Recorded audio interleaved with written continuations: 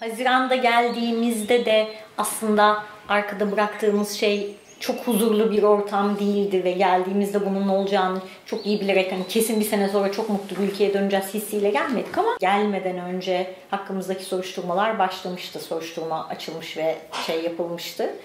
Onları da bekliyorduk bir yandan. Hani kafanın hep bir köşesinde var ama asıl yasal olarak elimde gözüken bir sene burada görevlendirilmiş durumdayım maaşlı olarak.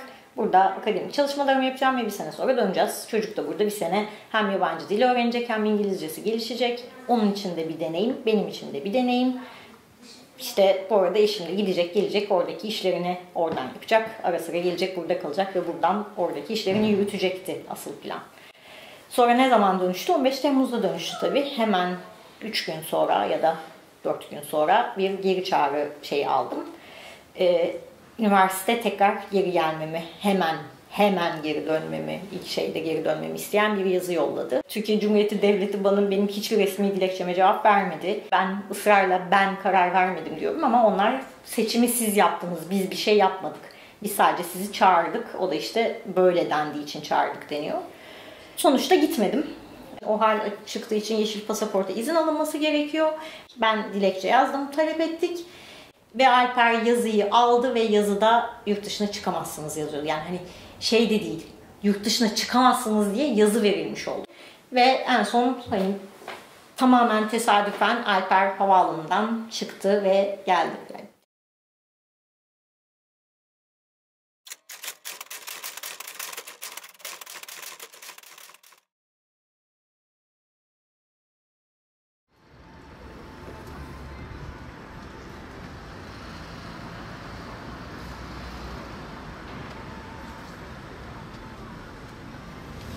Beni, Tuğba'yı falan değil, koca ülkeyi buraya getiren şey, buradan ileri doğru giderken de bize başka bir şey anlatacak.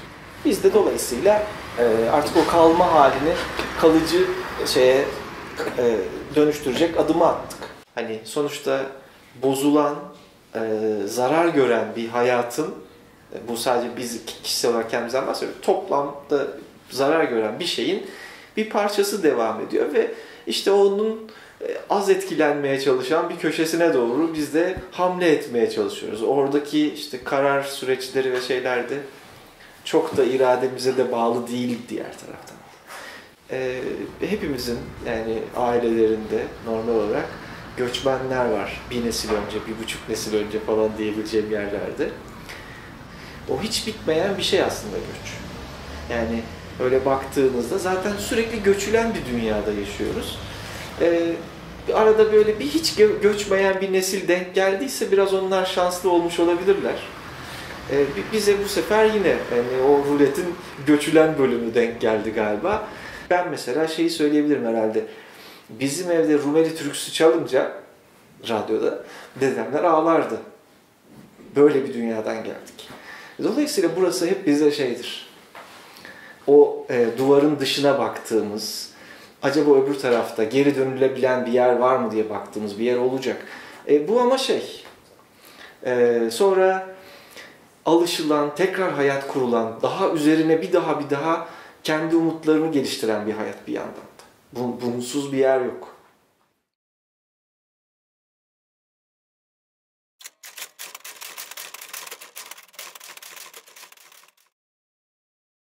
...1980'lerde gelen diaspora da evet ama şimdi gerçekten başka bir tür bir diaspora ve daha güçlü bir diaspora oluşacak diye düşünüyorum. Berlin'de çok insan var ve Almanya'da çok insan var. Hani Fransa'ya da giden, İngiltere'ye de giden, İsviçre'ye de giden çok insan var ama Almanya ve Berlin çok ciddi bir ağırlıkta ve ben bakınca çok acayip bir şeye tanıklık ediyoruz şu an. Burada Türkiye'de olanın dışında burada da bir şey olacak ve umarım bundan güzel bir dinamizm ve bunun Türkiye'ye de faydası olabilecek bir şey çıkar.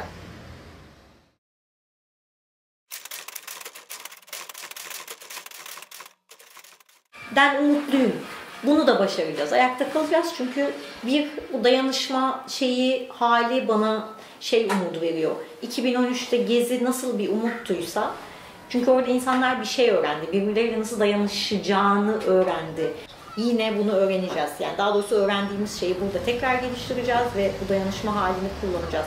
Zaten buradaki mevcut diasporayla yeni gelen insanların çok hızlıca ilişkilenebilmesi ve bütün bu yardım ve dayanışma kültürü de biraz da ondan da geliyor.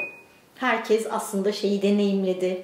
Gezi'de de deneyimledi bunu. Dolayısıyla bizi ayakta tutan şeyin bu olduğunu biliyoruz. Bizler iyi, normal insanlarız yani. Ülkesini, vatanı seven insanlarız. Hani her ne kadar oradan bakınca terörist diye isimlendiriliyor olsak da. Dolayısıyla benim umudum bu yani. Bu dayanışma bizi hem ayakta tutacak ve önümüzde açacak.